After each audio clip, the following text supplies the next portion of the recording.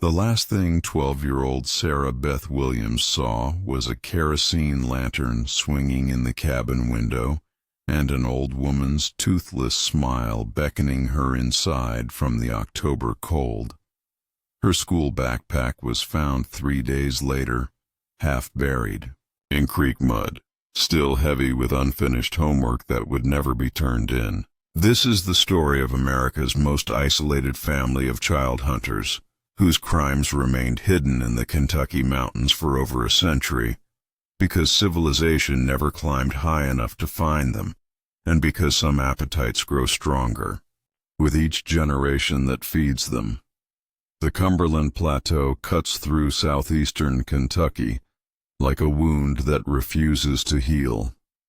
In 1982, the sound of mining equipment echoed through valleys still thick with morning fog, while the sharp scent of coal dust mixed with wood smoke from 100 cabin chimneys scattered across hollers so remote that mail delivery required a four-wheel drive and a prayer.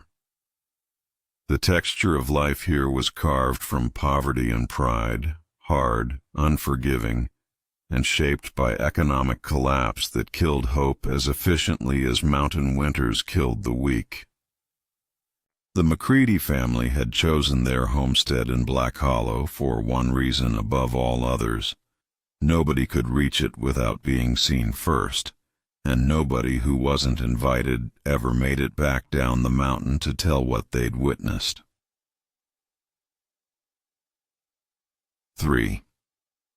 Miles up Panther Creek, past where the county road turned to logging trails and federal law turned to family justice, their compound commanded a view of every approach through terrain so rough that even experienced hunters avoided it after dark.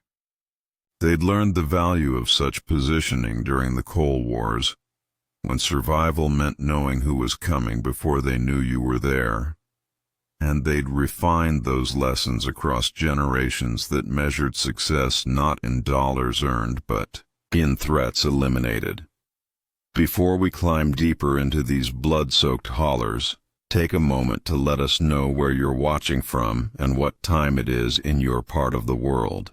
If this story grips you like mountain fog that never lifts, hit that like button and subscribe to Ancestral Fear, because some family legacies were meant to stay buried. But the truth has a way of clawing its way back to the surface no matter how deep you plant it. By 1982, the McCready patriarch had raised 5 children and twice as many grandchildren who shared his pale eyes and steady hands, along with appetites that no church would sanction and methods that no court would comprehend.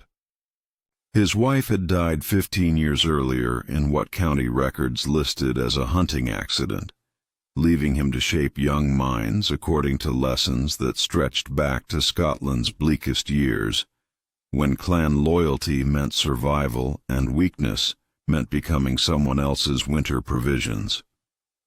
The isolation that protected them from outside interference also freed them from outside conscience, creating a pocket of America where the 19th century's darkest traditions continued to flourish under 20th century skies. The eldest daughter had returned home after her husband's death in 1979, bringing with her 3 children who would learn family traditions that went far beyond hunting deer and preserving meat for winter. At 34, she possessed the kind of mountain beauty that made traveling salesmen extend their routes and circuit preachers linger an extra day, unaware that her hospitality had claimed more victims than any natural disaster in county history. Her brother, built like a tree stump and twice as immovable, had never shown interest in leaving the mountain, preferring to perfect skills that his grandfather had brought from the old country and his father had adapted to American conditions.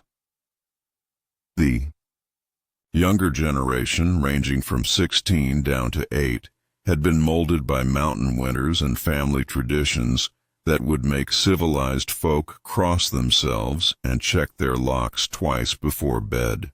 They moved through the forest with the silent efficiency of natural predators, reading tracks and signs that city children couldn't even recognize, learning that the world contained two kinds of people, family and food that hadn't been caught. Yet, Sheriff Darius Whitaker in Barberville knew the McCready name appeared in missing person reports with troubling frequency, but had never felt compelled to make the climb to their compound. Mountain folks settled their own disputes, minded their own business, and asked no questions about rifle shots echoing through the hollers after sunset, especially when those shots were followed by screams that cut off too abruptly to be anything natural. This arrangement suited everyone, particularly families with secrets that required federal intervention to fully comprehend. The arrangement worked until children started disappearing in patterns too obvious to ignore. Margaret Ann Dalton ran the county social services office and kept track of missing children like a banker counts money, because in her experience, children who vanished without trace usually meant adults who needed killing. In the autumn of 1982, she noted a pattern that made her blood run cold. 14 children had been reported missing from 3 counties over the past 8 months. 14 children whose last known locations formed a rough circle around Black Hollow, where the McCready compound squatted like a spider in the center of its web. When Margaret brought her concerns to Sheriff Whitaker, he listened with the patience of a man who'd heard social worker theories before and understood that investigating mountain families required more courage than most elected officials possessed. "Could be anything," he told her, settling back in his chair like a man planning to stay there. "Runaways, family troubles. Maybe they just moved away without telling anybody. Unless someone files a complaint or we find bodies, it's not really our concern." But Margaret Ann Dalton had spent 15 years working with mountain families, and she knew the difference between children who ran away from problems and children who simply vanished into mountain mist without leaving so much as a footprint behind. She began building a case that would force someone to climb Panther Creek and ask questions that nobody wanted answered. What she didn't know was that the McCready family had networks of information that ran deeper than any official investigation. Connections to relatives and allies scattered across 4 states who shared more than just family names. What she didn't know was that mountain traditions sometimes included eliminating threats before they grew large enough to matter, and that some customs passed down through generations like heirloom recipes. Carefully maintained, perfectly preserved, and used when circumstances demanded traditional solutions to modern problems. The last time anyone saw Margaret Ann Dalton was November 12, 1982. She'd left the social services office as usual, told her secretary she was conducting a home visit in Black Hollow, and driven her county car up the winding mountain road that led to places where federal jurisdiction became more suggestion than law. The car was found 3 days later, doors unlocked, keys still in the ignition, positioned as if she'd simply stepped out for a moment and planned to return. Her briefcase remained on the passenger seat, thick with files documenting missing children and family histories that painted pictures too dark for daylight consideration. Ezekiel Tanner, who trapped muskrats near Panther Creek for the bounty money, swore he'd seen her car heading up the mountain road that afternoon, moving slow like someone unfamiliar with the terrain. He'd thought it strange that a social worker would venture so far from town without backup, especially given the stories that circulated about families who didn't appreciate government interference. He'd watched until the trees swallowed her car from sight, then returned to his traps, telling himself that social workers were paid to handle problems that scared ordinary folks. He never mentioned seeing smoke from the McCready compound that night, thicker and darker than usual, carrying a smell that reminded him of burnt hair mixed with something worse that made his hunting dogs whine and press against his legs for comfort. Some secrets are buried so deep they take root and grow into something that feeds on darkness. But what Sheriff Whitaker's men found when they finally climbed Panther Creek would prove that some families don't just keep secrets, they cultivate them like crops, harvest them like timber, and serve them to anyone who gets too close to the truth about what happened to children who wandered too far from the safe, civilized world below.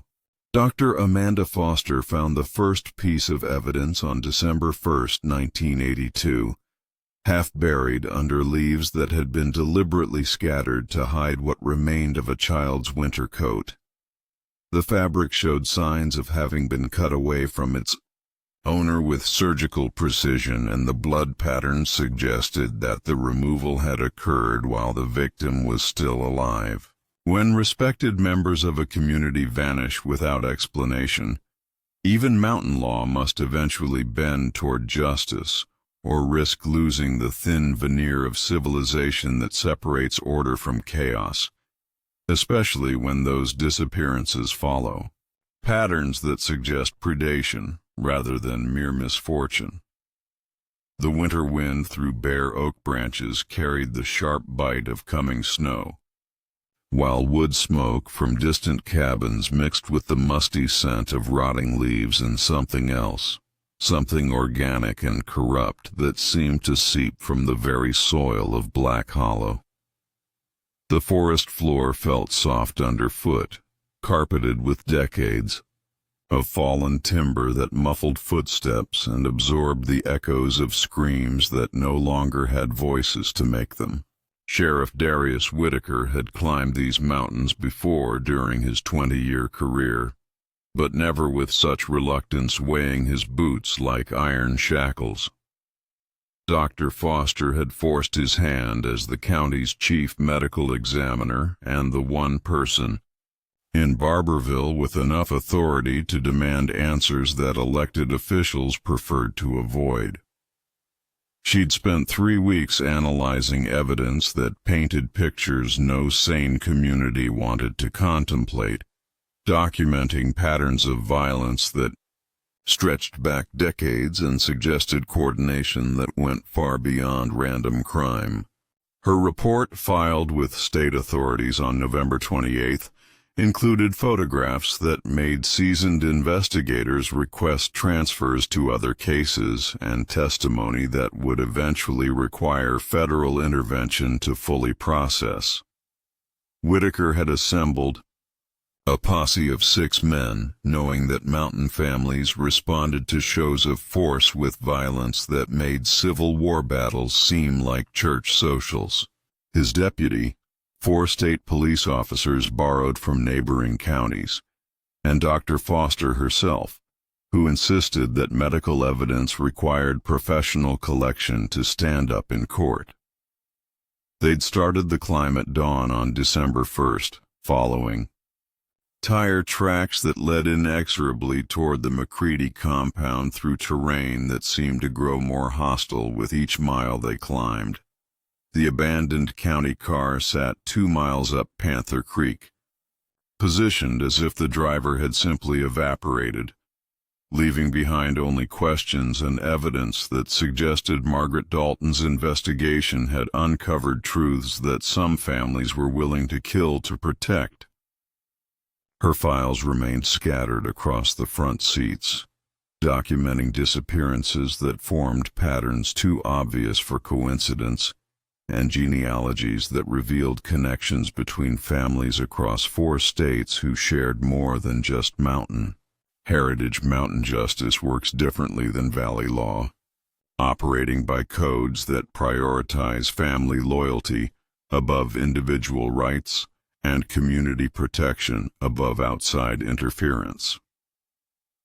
Dr. Foster had insisted on joining the search despite Whitaker's protests about proper ladies in dangerous terrain, pointing out that her medical training might prove essential if they found survivors who required immediate treatment.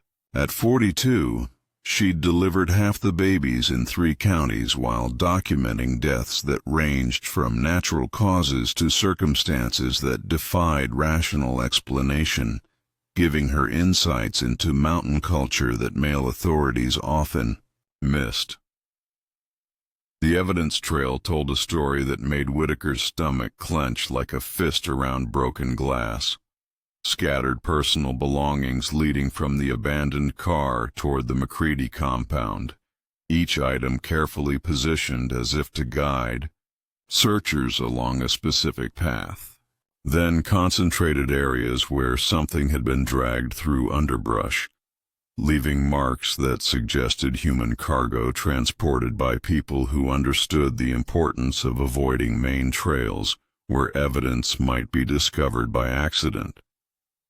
Could be animal drag marks, suggested Deputy Carson Webb, though his voice carried no conviction and his hand rested on his service weapon like a man expecting trouble. Deer hunters sometimes have to drag kills pretty far to reach their trucks, but Dr. Foster had spent too many years documenting violence to mistake animal predation for human activity. She knelt beside the clearest drag marks and examined them with the methodical attention of someone trained to read stories written in blood and disturbed earth. "These aren't animal marks," she said quietly, pointing to impressions in the mud that clearly showed boot prints alongside the drag path. "Someone transported a human body along this route, and they took their time doing it carefully." The implications hung in the December air like smoke from a gun barrel that had been fired too recently to cool. Careful transportation suggested planning rather than panic, organization rather than random violence, and most disturbing of all, experience gained through repetition that stretched back far enough to develop into refined technique. They followed the trail upstream toward the McCready compound, boots crunching through ice-crusted leaves that recorded their passage like pages in a book that mountain families had learned to read generations ago. The forest seemed to watch them with the patient attention of something that had witnessed similar intrusions before and knew how they typically ended. Trees that had grown thick enough to hide secrets, underbrush that could conceal evidence until spring thaw, and silence deep enough to swallow screams before they traveled far enough to attract unwanted attention. From the compound's front porch, the McCready patriarch watched them approach with the calm attention of a man who'd expected this moment for weeks and prepared accordingly. His daughter appeared beside him, wiping her hands on an apron that might have been stained with cooking, or might have been stained with activities that no civilized kitchen would accommodate. 3 grandchildren emerged from outbuildings, moving, with the coordinated precision of a military unit taking defensive positions, while 2 more faces appeared in cabin windows, pale and still as death masks carved from mountain wood. "Morning, Sheriff," the old man called when the posse reached speaking distance.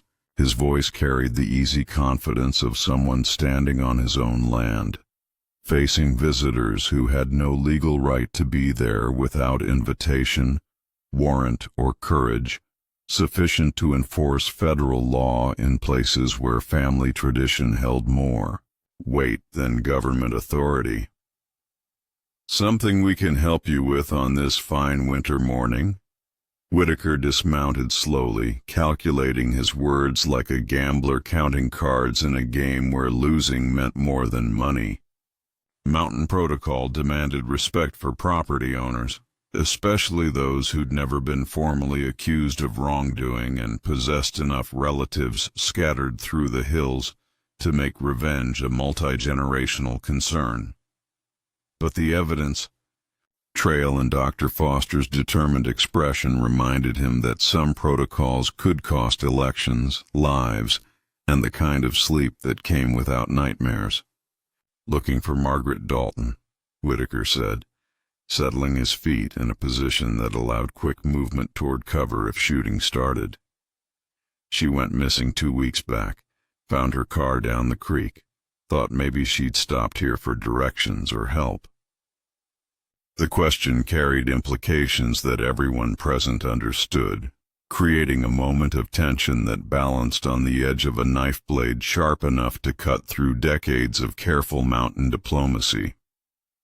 The daughter's smile never wavered, but something flickered behind her eyes that reminded Dr. Foster of predators calculating whether potential prey was worth the energy required to kill it. "Can't say we've seen any social workers around here lately," she replied, her voice sweet, as honey poured over broken glass. "Course, we don't get many visitors this time of year.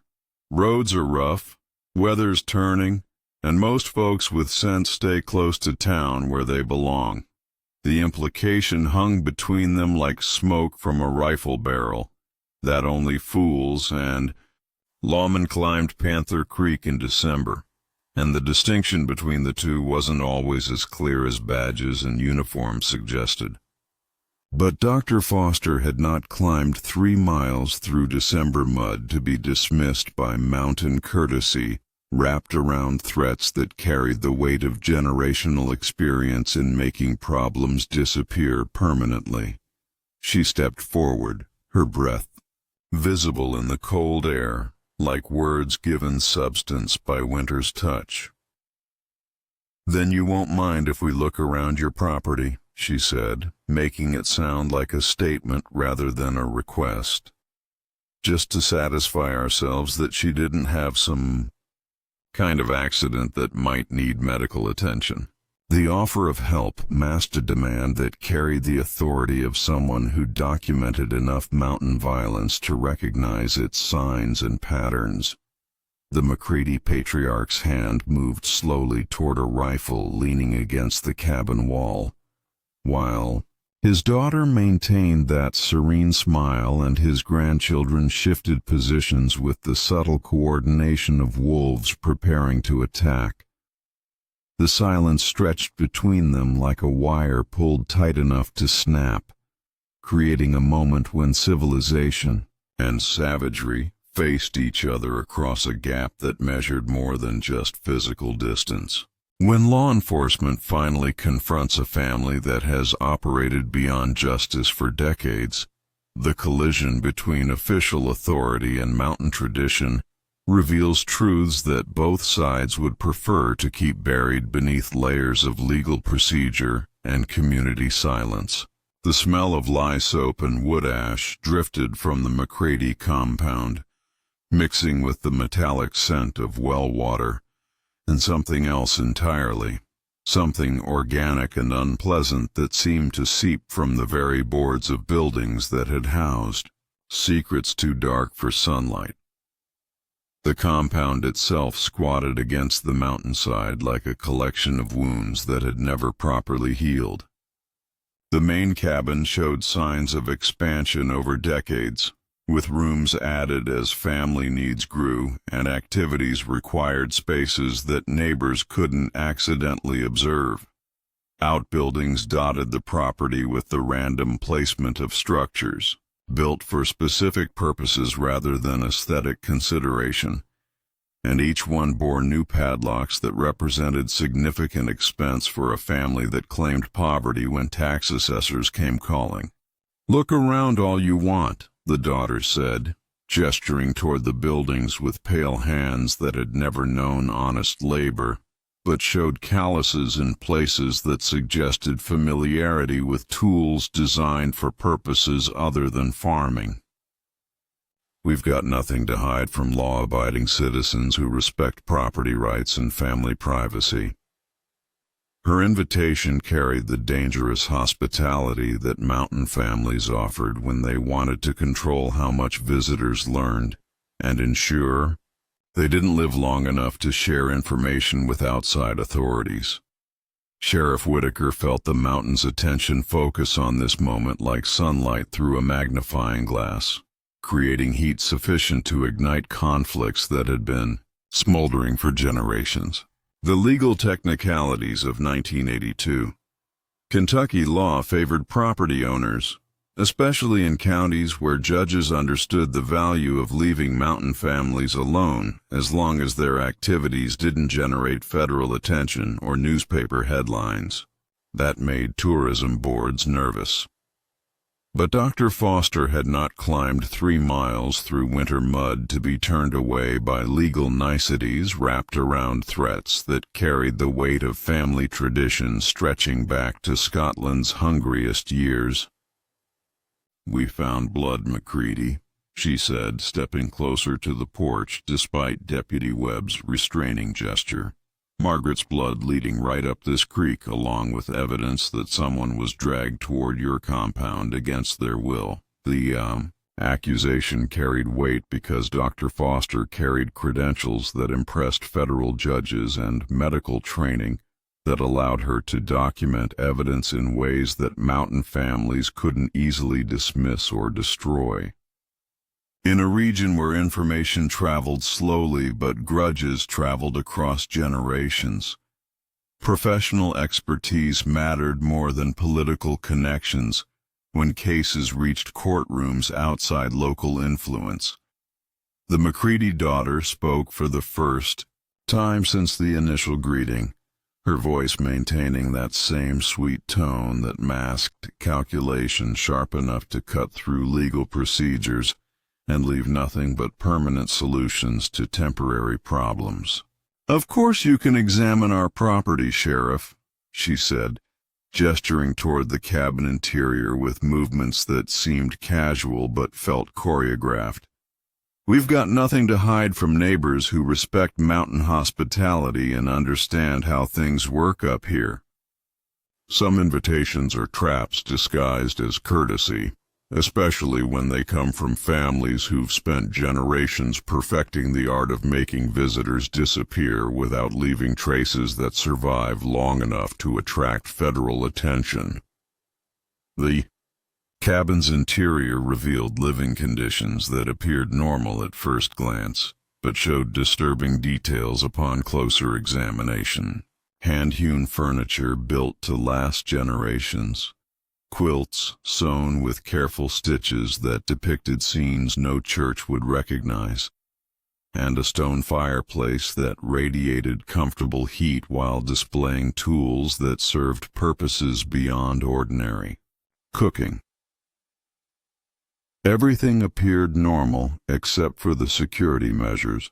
Heavy iron bolts on every door, including interior rooms, where families typically valued privacy over protection, and windows that had been modified with bars disguised as decorative ironwork. The main room showed recent scrubbing that had removed stains from floorboards, but left chemical odors that suggested cleaning products designed for purposes beyond ordinary housekeeping. The eldest grandson emerged from a back room, his massive frame filling the doorway like a boulder blocking a cave entrance. At 19, he possessed the kind of strength that came from splitting logs and hauling timber, but his eyes held something colder than winter. The flat, calculating gaze of a predator weighing prey and finding it manageable. His attention remained fixed on the sheriff's weapon, while his hands moved with the casual precision of someone comfortable with violence as a problem-solving tool. "Visitor's grandmother," he said, though his tone suggested that visitors were a problem requiring solutions rather than guests deserving welcome. They're looking for that social worker woman who came around asking questions about missing children. The way he emphasized missing children carried implications that made Dr. Foster's medical training suddenly seem inadequate for the situations she might be about to encounter. The McCready daughter moved to stand beside her son, their positions flanking the law enforcement officers in a formation that seemed casual but felt tactical. The compound's layout became clearer as more family members appeared. Positions that commanded fields of fire, escape routes that led deeper into mountains where federal authority became theoretical, and defensive advantages that had been developed through experience gained over multiple generations of conflict with outside authority. Sheriff Whitaker cleared his throat diplomatically, recognizing signs that suggested negotiation might prove more effective than confrontation in terrain where his authority depended entirely on the consent of people who'd never acknowledged government jurisdiction over family matters. "We'd like to check your outbuildings if that's acceptable," he said, making it sound like a request rather than the legal demand it actually represented. "Just to be thorough in our search for someone who might need medical attention." The tool sheath was locked, the old man said quickly, moving between the officers and the building in question. "Lost the key last week and haven't had time to get into town for a new padlock." It was the first outright lie he'd told, and everyone present recognized it as such because mountain families didn't lose keys to buildings that stored their winter. Tools, weapons, and provisions essential for survival in terrain that killed the unprepared. Dr. Foster stepped toward the window that provided a view of the contested outbuilding, her medical training allowing her to recognize architectural modifications that served purposes beyond storage. "That's a substantial lock for a family that lost the key," she observed, pointing to hardware that would have cost a month's wages for most mountain families. Substantial and new, like someone wanted to make sure that whatever's inside stays inside until they decide otherwise. The observation hung in the air like smoke from a rifle shot, creating tension that made violence seem not just possible, but inevitable. New locks suggested new secrets. Expensive security suggested contents worth protecting, and the family's coordinated response suggested preparation for exactly this type of confrontation based on experience gained through previous encounters with authority figures who'd asked too many questions. The youngest daughter moved closer to her grandmother, their positions creating a defensive formation that blocked access to other buildings while maintaining clear lines of sight toward potential threats.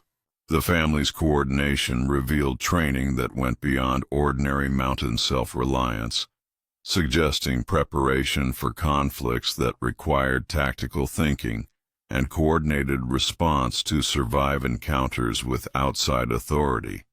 "Perhaps," the McCready daughter said with that same sweet smile that masked calculation sharp enough to cut through legal procedures, "you'd like some coffee before you continue your search?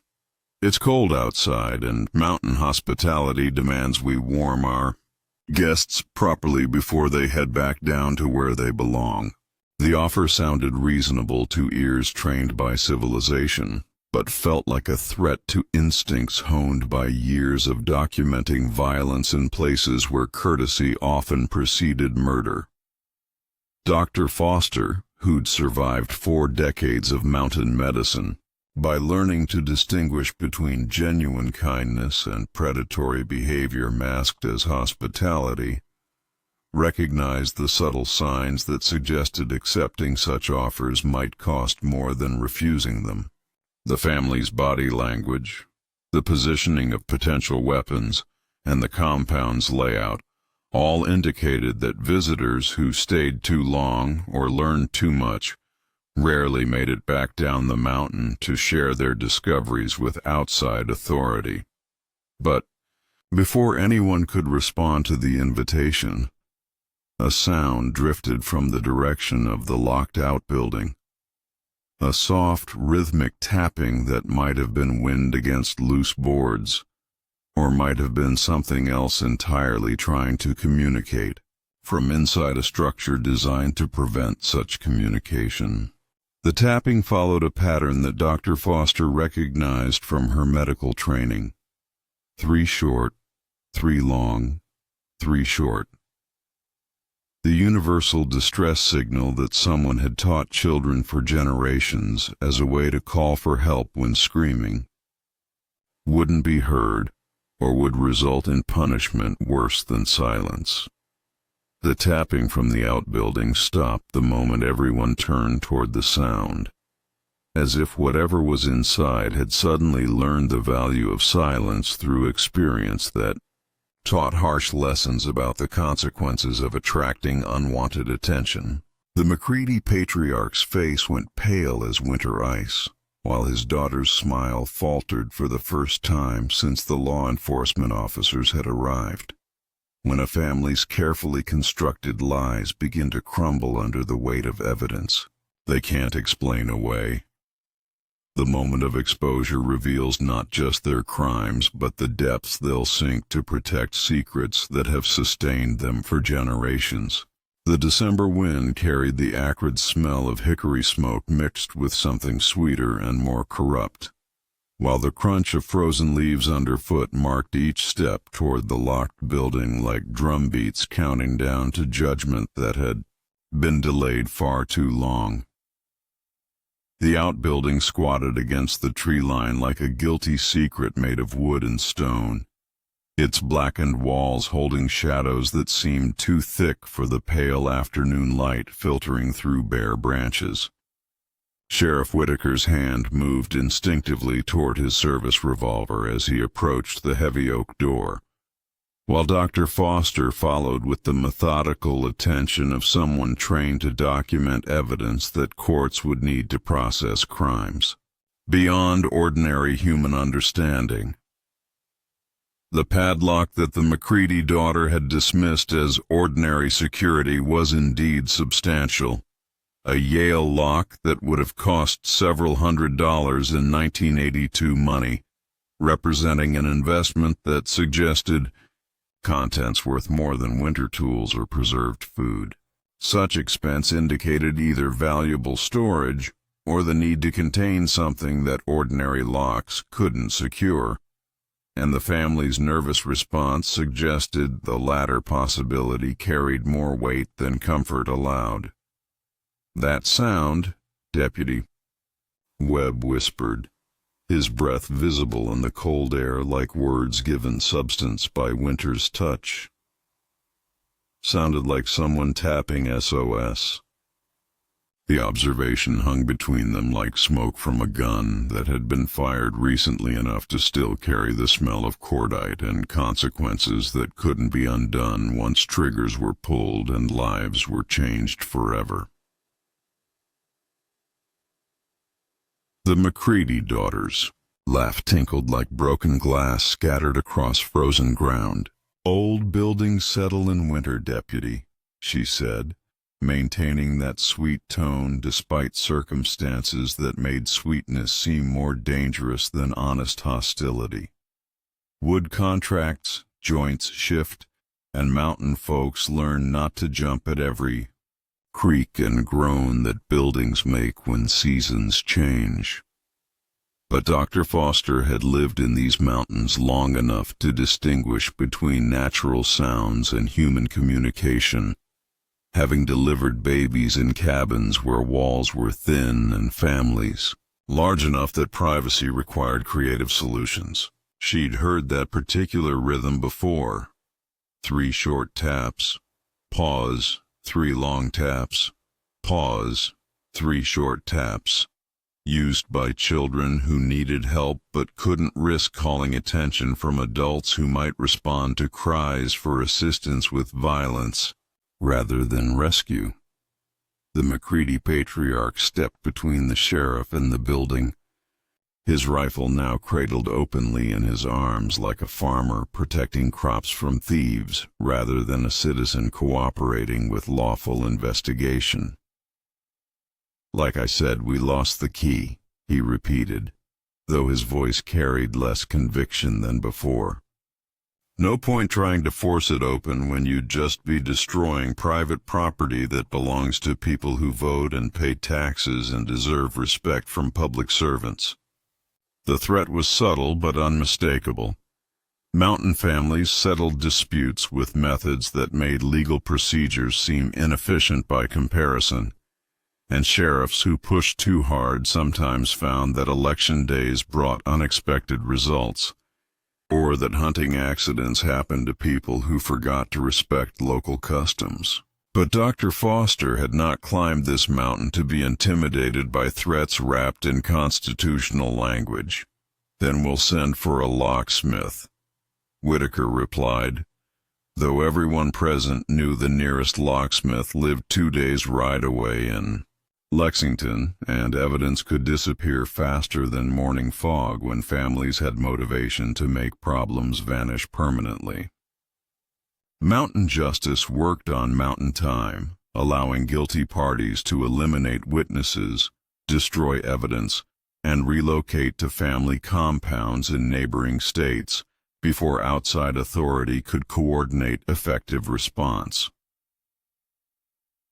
The eldest grandson emerged from the main cabin carrying an axe, its blade gleaming despite the weak winter sunlight filtering through bare branches that had witnessed similar confrontations before and knew how they typically ended. "Could break it down for you," he offered with deceptive helpfulness that masked calculation sharp enough to cut through legal procedures. "Course, if there's nothing inside but tools and preserved food, someone will need to pay for damages to private property belonging to citizens who respect law and order." The threat carried weight because mountain families settled disputes with axe handles and rifle barrels when legal remedies proved inadequate for protecting family interests from outside interference. A sheriff's badge carried authority only as far as the sheriff could enforce it, and Black Hollow felt very far from civilization, despite being only 3 miles from the county road that connected mountain communities to the outside world.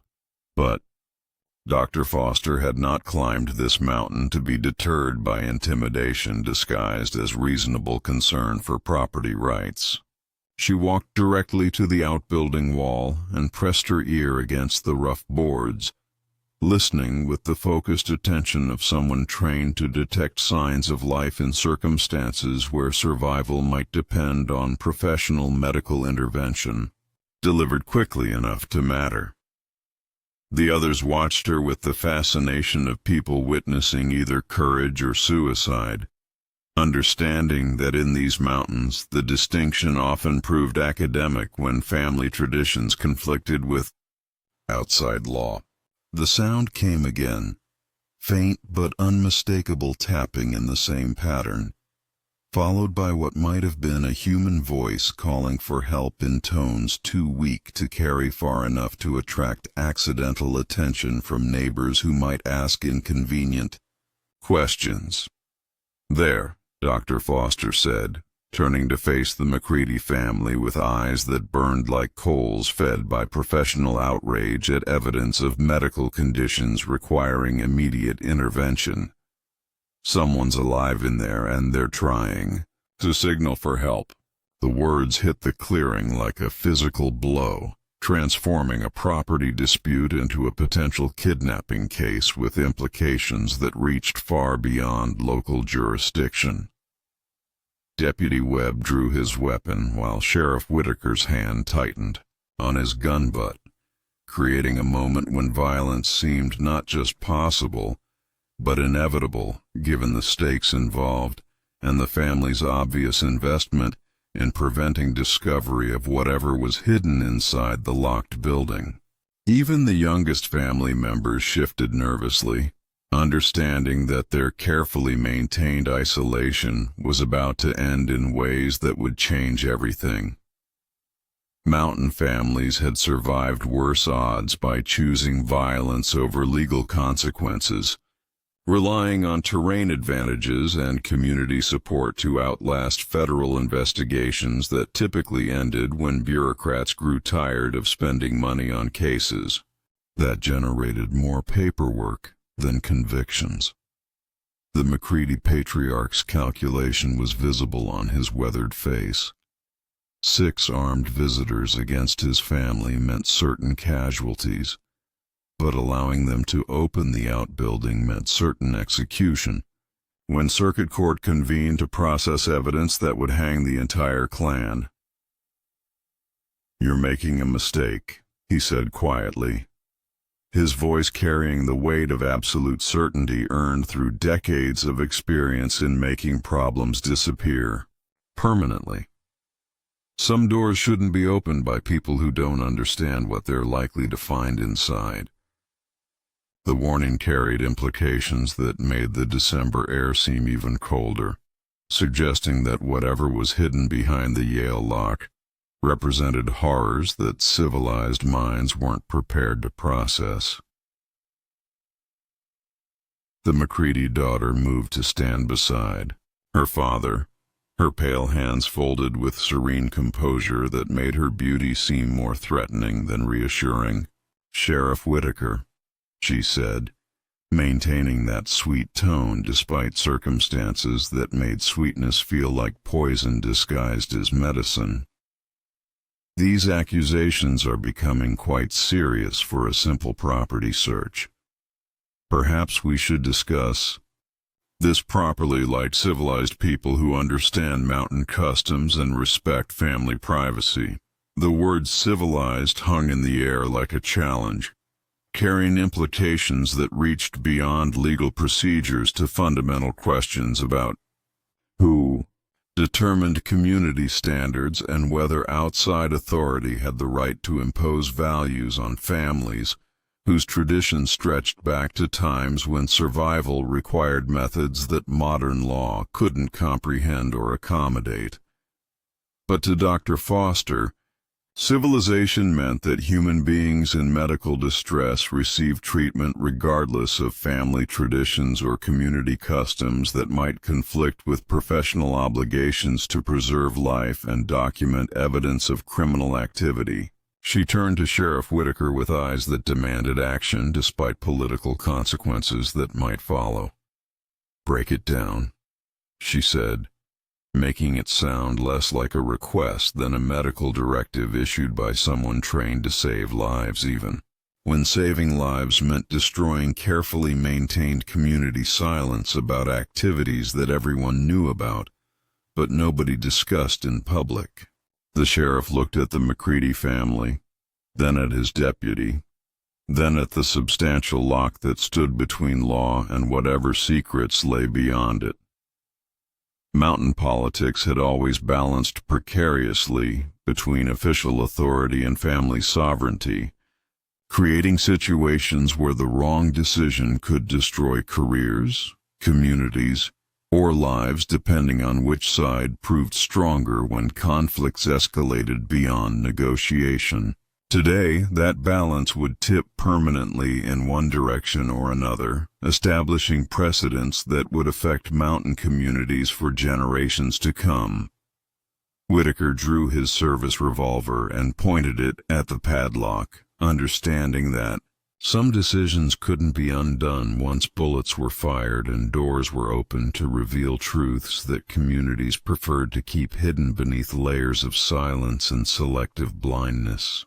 His finger tightened on the trigger as another sound emerged from inside the outbuilding. Not tapping this time, but something that might have been a human voice calling for help in tones that carried the desperation of someone who understood. Their time was running out. Sheriff Whitaker's bullet shattered the Yale padlock at exactly 2:47 p.m., and the heavy oak door swung open to reveal a darkness that seemed to swallow light itself like a hungry mouth that had been feeding on secrets for longer than anyone alive could remember. The smell that escaped made Deputy Webb double over and vomit into the frozen mud, while Dr. Foster covered her nose with her sleeve but stepped forward when the men hesitated, understanding that medical emergencies required immediate response, regardless of conditions that made treatment dangerous or unpleasant. When civilized law finally penetrates a family's most guarded secrets, the revelation proves that some traditions are too monstrous for any society to tolerate, yet too profitable for those who practice them to abandon without violence that makes Civil War battles seem like church socials by comparison. The stench hit them like a physical blow. The sweet corruption of rotting meat mixed with human waste, old blood, and something else that spoke to primitive fears buried deep in the human brain, but awakened by odors that triggered recognition of predation older than civilization. Inside the outbuilding, the December cold had preserved more than winter provisions, maintaining evidence of crimes that stretched back decades and revealed activities that transformed isolated families from victims of economic hardship into predators who'd learned to view children as a renewable resource that could be harvested when other food sources became scarce, or when family traditions demanded fresh supplies for rituals that no church would sanction. Dr. Foster stepped carefully across the threshold, her medical training overriding instincts that screamed warnings about entering spaces where death had become routine, and human life held value only as sustenance for appetites that grew stronger with each generation that fed them.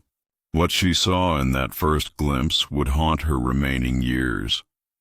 Rows of hooks hanging from ceiling beams, some empty, some occupied by shapes that had once been children, whose disappearances had been explained by runaway stories and family troubles.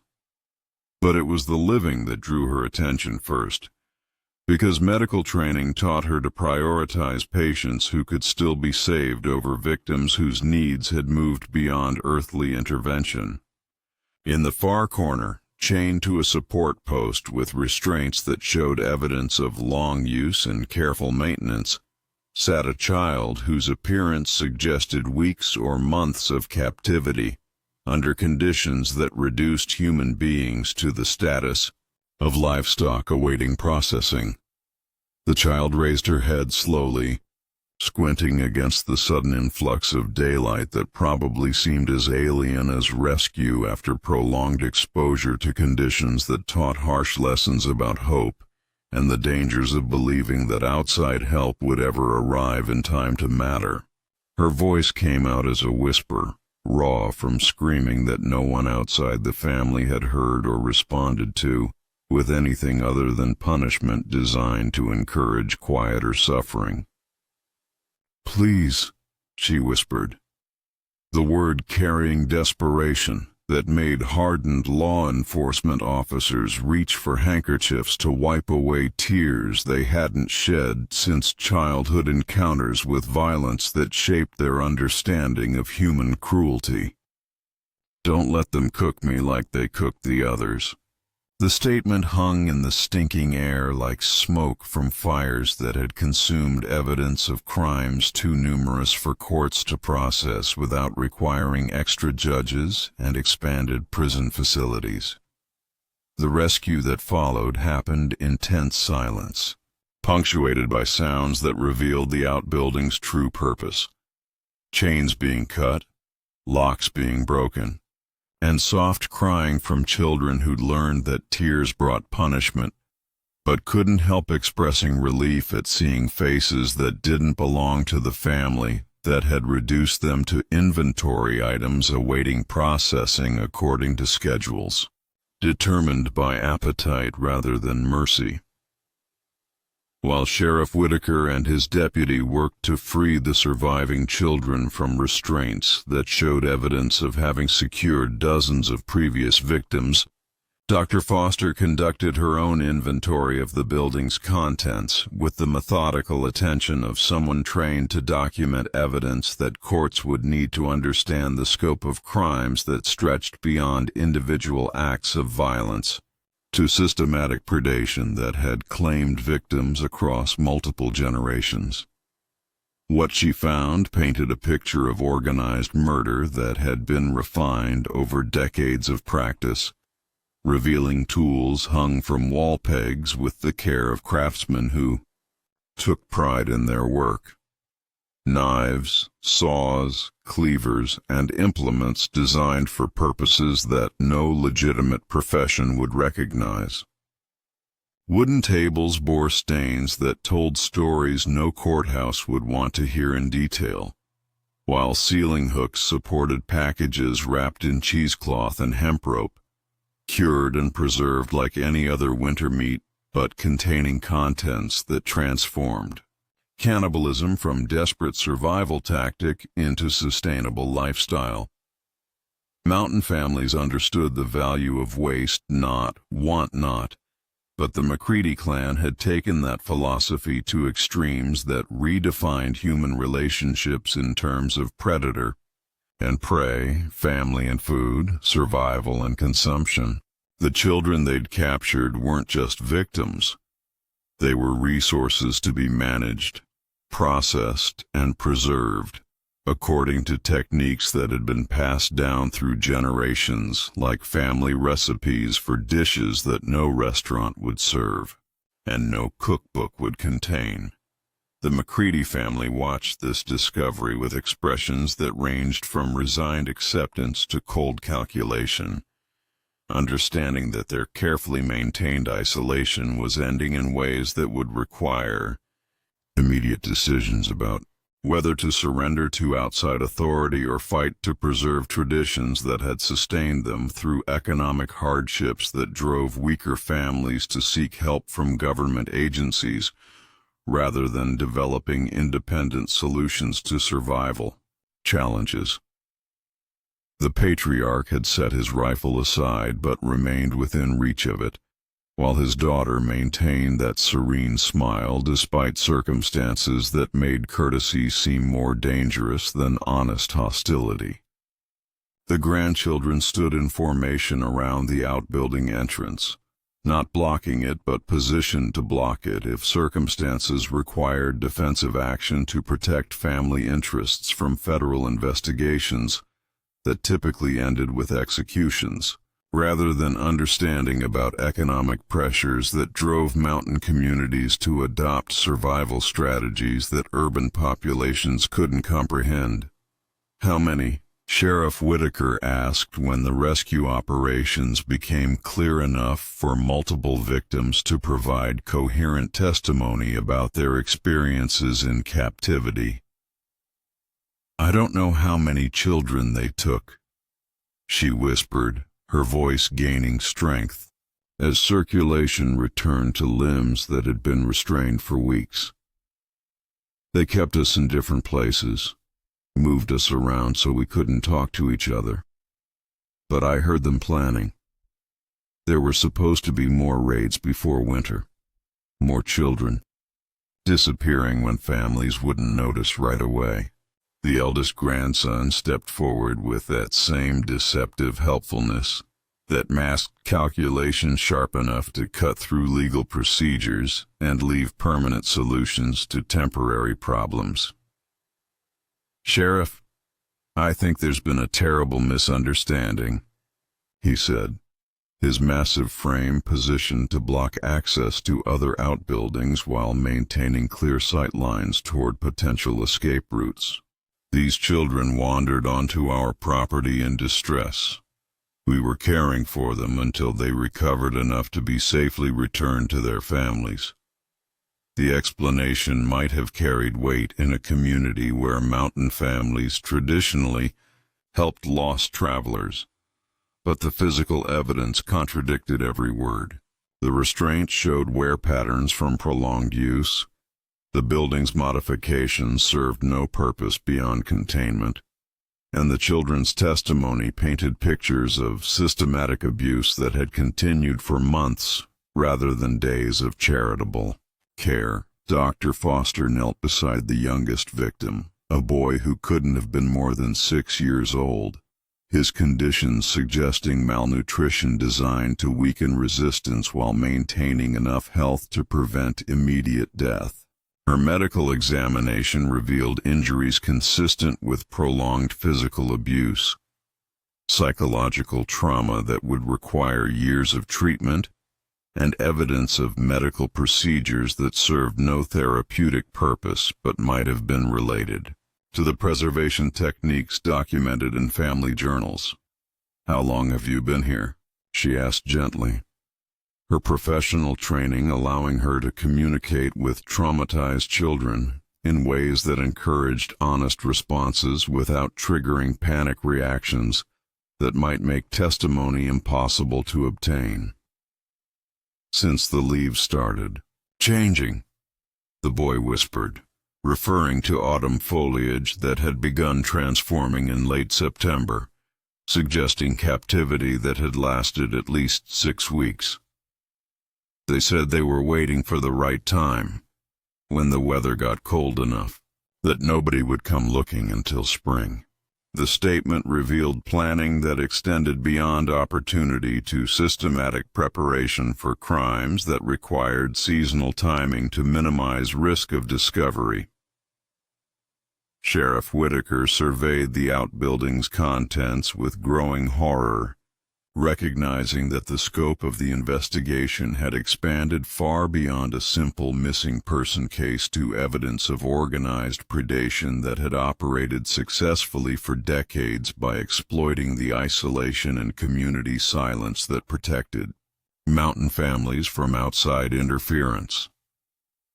The tools, preservation equipment, and systematic arrangement of the facility suggested experience gained through repetition that stretched back generations. "We need to search the main house," he told Dr. Foster quietly, understanding that the outbuilding represented only part of an operation that required additional facilities for activities that no civilized community would permit. "And we need federal backup before this family decides that eliminating witnesses might be safer than facing trial." The McCready clan's coordination during the search suggested preparation for exactly this type of confrontation, indicating that previous encounters with authority had taught them valuable lessons about managing such situations. The search of the main house revealed evidence that transformed a horrific discovery into something that challenged the limits of human understanding. Beneath the kitchen floor, concealed under braided rugs that had absorbed stains too dark for honest cooking, lay a trapdoor that opened onto stairs leading down into cellars that extended far beyond the building's foundation. The family had excavated additional chambers over decades, creating a complex that could house dozens of victims while providing facilities for activities that redefined cannibalism from desperate survival tactic to sustainable lifestyle. The smell that rose from below made the outbuilding seem pleasant by comparison. Human waste, decomposition, and the sharp chemical scent of lime used to accelerate decay and reduce odors that might attract attention from neighbors or wildlife. The McCready family had refined their methods over generations of practice, learning to minimize evidence while maximizing efficiency in ways that demonstrated the same attention to detail that other families applied to legitimate businesses. Dr. Foster descended wooden steps that felt slick with substances she preferred not to identify, her medical training allowing her to function professionally despite conditions that made experienced law enforcement officers request transfers to other cases. The sellers revealed a scale of operation that suggested coordination with other families, shared resources, and planning that reached across state lines to create networks that federal authorities had never suspected. In the furthest chamber, she found evidence that the rescued children represented only the current inventory of an operation that processed victims on seasonal schedules designed to coincide with times when disappearances would be attributed to natural causes rather than predation. Wooden shelves held packages wrapped in materials that preserved contents through winter months, while stone tables bore stains that told stories about activities that no courthouse would examine in detail without requiring counseling services for jury members. The documentation discovered in the cellars revealed a family business that had operated continuously since the 1920s, with records that tracked victims by age, weight, and what the family termed quality assessments that determined processing schedules and preservation methods. The journals showed evolution from opportunistic predation to systematic hunting, with techniques refined through experience and shared with relatives who operated similar facilities in neighboring states. Most disturbing were the genealogical records that revealed connections between families across the entire Appalachian region, creating a network of related clans who shared information, techniques, and resources in ways that transformed individual crimes into coordinated activities that spanned multiple generations. The McCready operation wasn't isolated. It was part of a system that had been hunting children across 4 states for over a century. When Dr. Foster emerged from the cellars, she carried evidence that would require federal intervention to process properly, documentation that revealed crimes beyond local jurisdiction, and networks that reached into communities where federal agents had never suspected such activities could flourish undetected. The rescued children represented a small fraction of victims claimed by families who'd learned to view human predation as both survival strategy and cultural tradition inherited from ancestors who'd brought such practices from the old country during immigration waves that populated Appalachian communities. The McCready family watched these discoveries with expressions that revealed resignation mixed with calculation, understanding that their carefully maintained isolation was ending, but uncertain whether surrender or violence offered better prospects for survival. The patriarch had moved closer to his rifle, while his daughter maintained that serene smile despite circumstances that made courtesy seem more threatening than honest hostility. The sound of additional vehicles approaching up the mountain road announced the arrival of federal reinforcements that Sheriff Whitaker had requested when the scope of the investigation expanded beyond local resources. Federal agents brought equipment, expertise, and authority that reached across state lines to coordinate responses to crimes that challenged existing legal frameworks designed for individual perpetrators rather than family networks that had operated continuously for decades. The final confrontation began when the McCready family realized that surrender meant certain execution, while fighting offered slim chances of escape to relatives who operated similar compounds in territories where federal authority remained theoretical rather than practical. The patriarch raised his rifle as his daughter drew knives from her apron, while the grandchildren took positions that commanded fields of fire toward law enforcement officers who represented the end of traditions that had sustained their family through economic hardships that drove weaker clans to seek government assistance. The shooting lasted less than 5 minutes, but those minutes revealed truths about mountain families that years of speculation hadn't uncovered. They fought with coordinated precision that demonstrated training in small unit tactics, covering each other's positions while maintaining escape routes toward terrain where federal pursuit would prove difficult or impossible. The family's defensive preparations suggested previous encounters with authority that had taught valuable lessons about survival under circumstances where family traditions conflicted with federal law. When the smoke cleared, 3 family members lay dead while 2 others had vanished into forest so thick that tracking teams would spend weeks searching without finding traces of their passage. The McCready compound had been neutralized as an active threat, but the network it represented remained largely intact, with relatives scattered across multiple states who'd learned to disappear when investigations grew too intensive for comfort. The federal investigation that followed revealed connections that challenged every assumption about isolated mountain communities and their relationship with mainstream American society. The McCready operation had been part of a network that included over 30 related families across 4 states, all engaged in similar activities that had claimed hundreds of victims over the course of a century, without attracting sustained federal attention until Dr. Foster's medical expertise provided evidence that couldn't be dismissed or explained away by local customs. The rescued children required years of treatment to address psychological trauma that had no precedent in medical literature, while forensic analysis of the compound's contents revealed evidence of crimes that filled multiple warehouses and required specialized teams to process properly.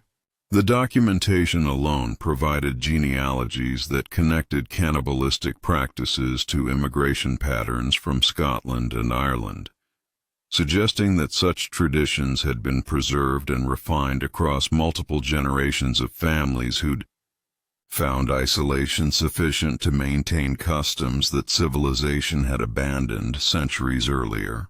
Even today, federal agents continue investigating reports of similar compounds discovered in remote areas where modern communication and transportation haven't penetrated deeply enough to bring such communities into regular contact with authorities who might recognize signs of systematic predation. The McCready case established precedents for prosecuting family networks engaged in coordinated criminal activities, but also revealed the limitations of federal jurisdiction in territories where isolation provides protection for traditions that predate American law. The compound itself was destroyed by federal agents in a controlled burn that lasted 3 days, but local residents reported seeing lights moving through the hollow for months afterward, as if something patient and hungry continued to inhabit ruins that had absorbed too much evil to ever feel completely clean. Some places hold on to darkness long after the source has been eliminated, creating legends that discourage investigation and ensure that certain areas remain avoided by people who understand that some family traditions never completely die. The children recovered from the McCready compound were placed in specialized treatment facilities designed to address trauma that had no precedent in medical literature, while the adults responsible for their rescue continued investigating networks that reached into communities where federal agents had never suspected such activities could flourish for decades without detection. The case established new protocols for investigating organized family crime, but also demonstrated the challenges involved in prosecuting networks that had perfected methods for avoiding official attention through careful selection of victims and systematic elimination of witnesses. Dr. Foster's final report on the McCready investigation filled over 300 pages, with documentation that courts sealed to protect ongoing investigations into related families who might still be operating similar compounds in territories where federal jurisdiction remained more theoretical than practical. Her medical expertise had provided the evidence necessary to penetrate decades of community silence about activities that everyone knew about but nobody discussed publicly, establishing precedents that would affect similar investigations for generations to come. The McCready name became synonymous with systematic predation throughout southeastern Kentucky, used by parents to frighten children into obedience, while serving as a reminder that isolation could transform ordinary families into predators who viewed neighbors as potential prey, rather than members of communities that deserved protection from those who'd abandoned human values in favor of appetites that grew stronger with each generation that fed them.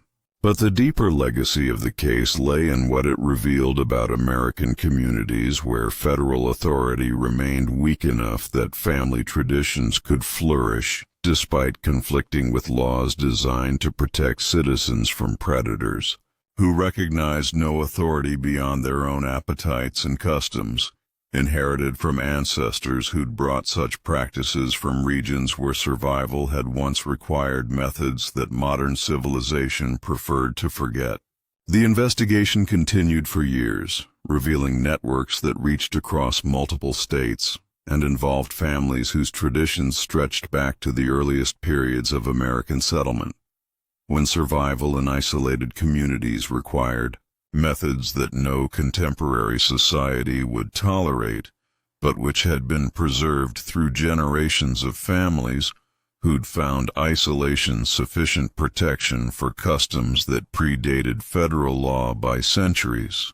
Today, hikers in remote areas of southeastern Kentucky sometimes report finding abandoned compounds deep in mountains where modern communication hasn't penetrated deeply enough to bring such communities into regular contact with authorities who might recognize signs of activities that civilized society has worked for generations to eliminate.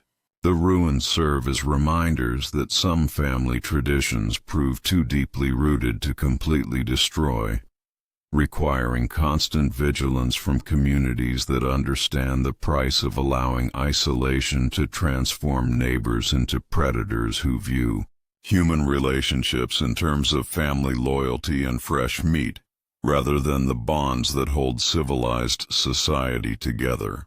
The McCready legacy reminds us that evil doesn't require supernatural explanation when human nature provides sufficient darkness, especially when isolation allows that darkness to grow without the restraints that community oversight typically provides. Mountain families who fed on children, communities that ignored disappearances through willful blindness, and authorities who preferred comfortable ignorance to investigations that might reveal truths too disturbing for public consumption all contributed to decades of predation that ended only when professional medical expertise provided evidence that couldn't be dismissed through traditional mountain diplomacy. Some stories end with justice served and communities healed.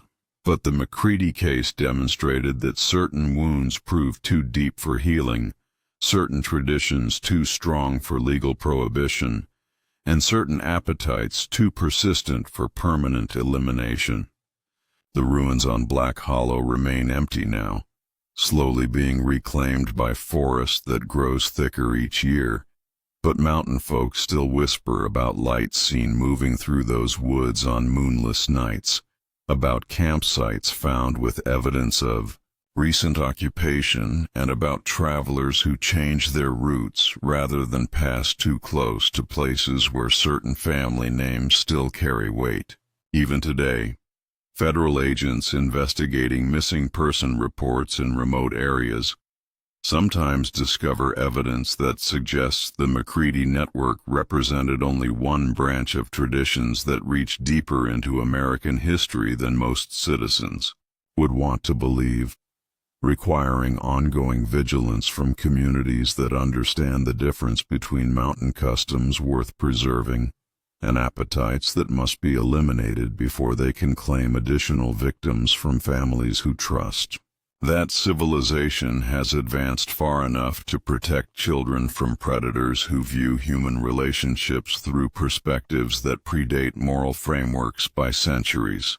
The truth about families like the Macreadys reveals that progress isn't inevitable, that isolation can preserve customs that civilization has worked generations to eliminate, and that the price of ignoring systematic predation includes not just immediate victims but the knowledge that some traditions prove too persistent for permanent destruction, requiring each generation to choose between comfortable ignorance and the difficult work of protecting communities from appetites that grow stronger when fed and more sophisticated when challenged by authority, that lacks sufficient commitment to eliminate threats that have learned to disguise themselves as legitimate mountain culture. We're only scratching the surface of what isolation can do to human nature. The next case reveals horrors that make the Macready compound look like a family reunion. Subscribe before it drops. Because some traditions are still hunting, and some families are still feeding, in places where federal law hasn't reached and community silence still protects predators who've learned that patience and careful selection can sustain appetites that civilized society has spent centuries trying to eliminate but never quite succeeds in destroying completely.